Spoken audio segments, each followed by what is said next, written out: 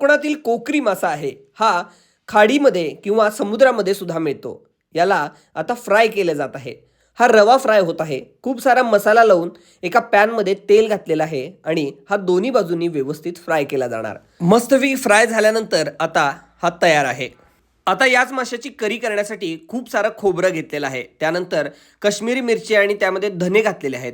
थोडासा कांदा आणि हळद घातल्यानंतर याची पेस्ट केलेली आहे. बारीक अशी पेस्ट झाल्यानंतर यामध्ये आमसूल घालायचा आहे. चवीनुसार मीठ घातलेलं आहे. हिरव्या मिरच्या मधून चिरून टाकायच्या आहेत आणि स्वच्छ केलेला मासा त्यांचे तुकडे यामध्ये घालायचे आहेत. एक उकळी आल्यानंतर फिश करी आणि फिश फ्राय आता रेडी आहे. हे आहे देवबाग तारकर्लीमधील चैतन्य रिसॉर्ट. या चैतन्य रिसॉर्टचं चैतन्य हॉटेल आहे. त्या ठिकाणचे हे पदार्थ आहेत. याच ठिकाणी पंजाबी आणि चायनीज सुद्धा मिळतं. सुरमई थाळी 380 रुपयाला आहे, तर 150 रुपयाला व्हेज थाळी आहे. याच ठिकाणी चिकन थाळी सुद्धा आहे. सुरमई थाळी मी ट्राय